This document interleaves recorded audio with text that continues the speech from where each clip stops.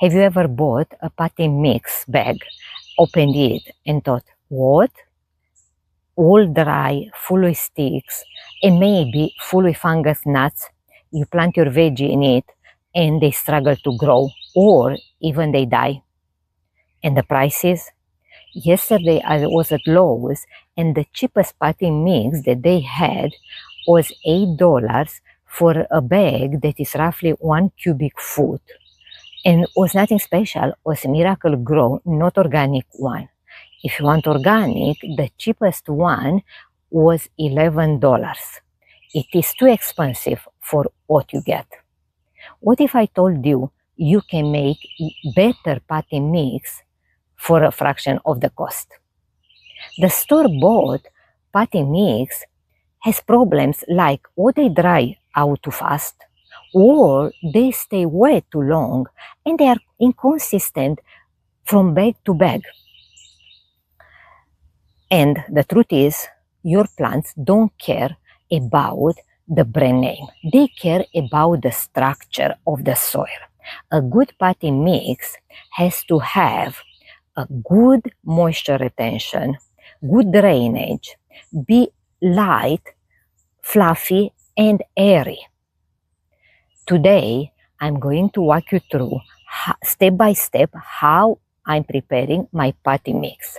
Once you learn how to make it, you will never buy again bagged soil.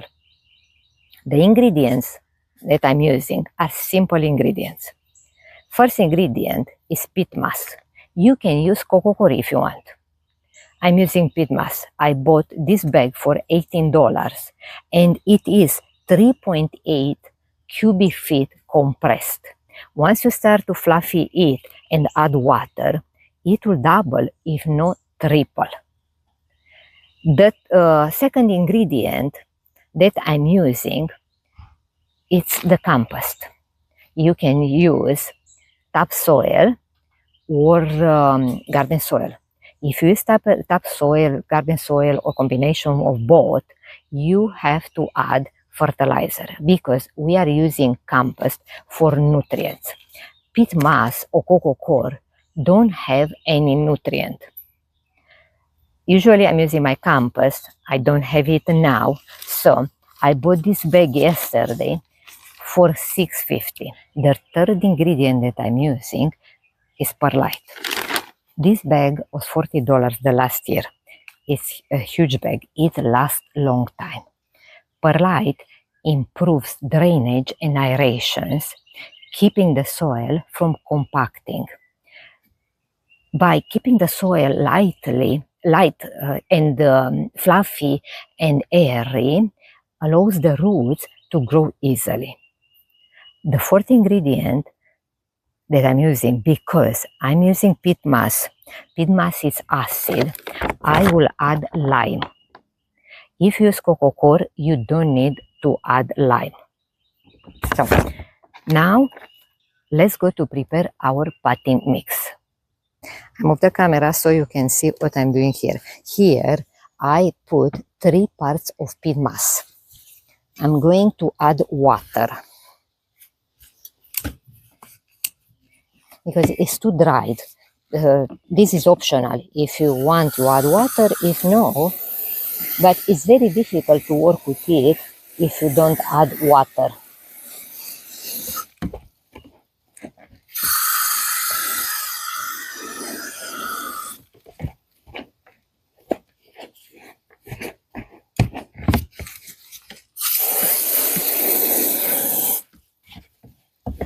You want to moist it a little.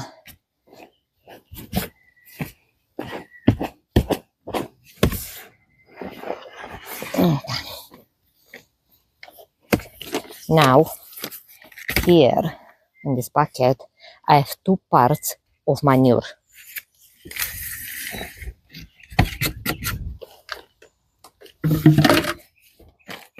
I'm going to mix it.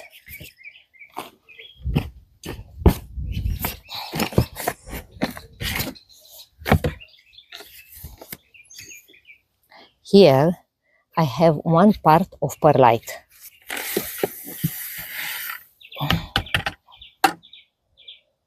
try don't breathe this dust because it's not healthy.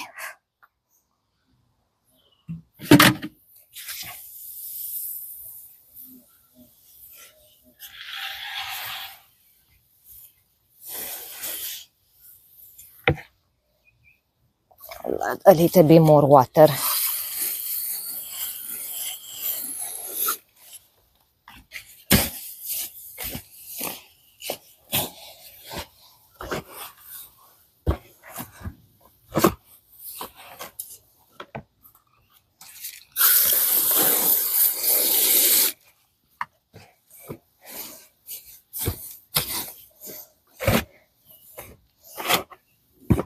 You need a mix that is moist, but not wet, too wet.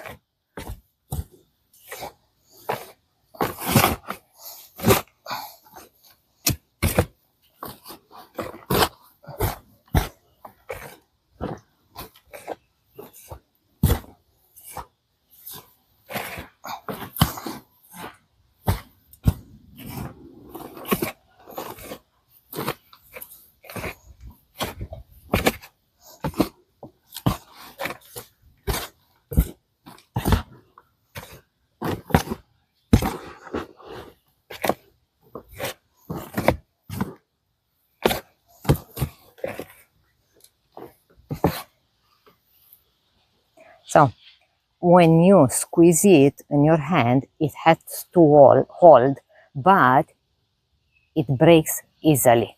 That is a good patty mix. See? This is a good patty mix. Now let's add lime. Otherwise it's too acid for our plants, our vegetables. So I'm going to add like this.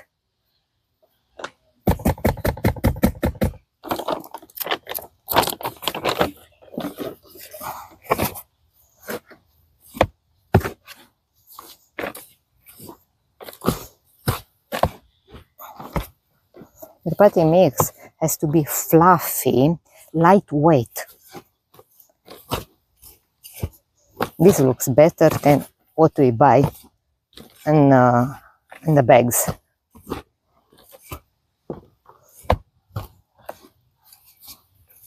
Try to make your own patty mix and you will see the difference in how the vegetables with your plants will grow. They struggle when you plant in the patty mix that we buy in store. If we buy the cheapest one, maybe the premium maybe is better. I don't know to tell you the difference because I have never bought a patty mix.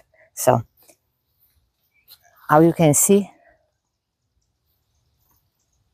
this is my patty mix that I make. Simple. I will add a little bit more fertilizer and I will plant my tomatoes in 20 gallons bags. Sure, I'll make a huge quantity. Thank you for watching. I hope you enjoyed the video. Please like, subscribe, and hit the button for notifications. And leave a comment in the description below if you buy or make your own patty mix.